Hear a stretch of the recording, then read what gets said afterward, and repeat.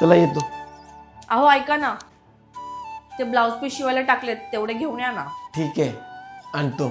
आणि हां, व्हॉट्सअपला भाजीची लिस्ट पाठवते, ती पण तेवढी घेऊन या ना. चालेल. बघितलं काय हो, आजकालची पोरं बायकोचा बैल होऊन बसलेत.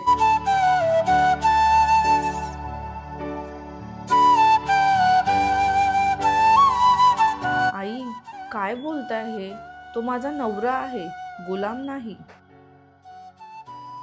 मी थकले तर ते काम करतात, मी आजारी पडले तर तेच रात्रभर जागतात.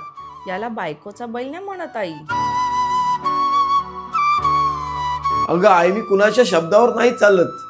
मी तर माझ्या जबाबदारीवर चालतोय. आणि तसंही तुम्हीच शिकवलत ना, घर म्हणजे सगळ्यांनी मिळून ओढायचं ओझं असतं. हे ऐक, तुझी आई बोलते ते बरोबर आहे. तू खरा बायकोचा बैल आहेस. अरे तू काय, मी पण तुझ्या आईचा बैल म्हणूनच वावरलोय. अरे बैल म्हटलं की लोक हसतात, पण शेतातलं बैलच सगळं पीक उभं करतं, हे लक्षात ठेव.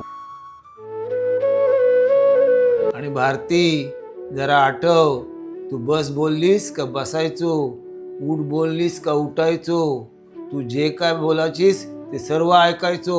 जर मी तुझं आयुष्यभर बैल म्हणून वावरलो नसतं ना, तर तुझ्यासारख्या कठोरबाई सोबत आयुष्याचा गाडा पुढे सरकलाच नसता. अहो माफ करा, मला चुकले मी. तुम्हा लोकांना कधी मी समजूनच घेतलं नाही. अहो आई, माफी तर परक्या लोकांची मागायची असते, आपल्या नाही. चला आई, मला जेवणाला मदत करा. हां चल. बायकोचा बैल नाही, तो घर उभं करणारा माणूस आहे.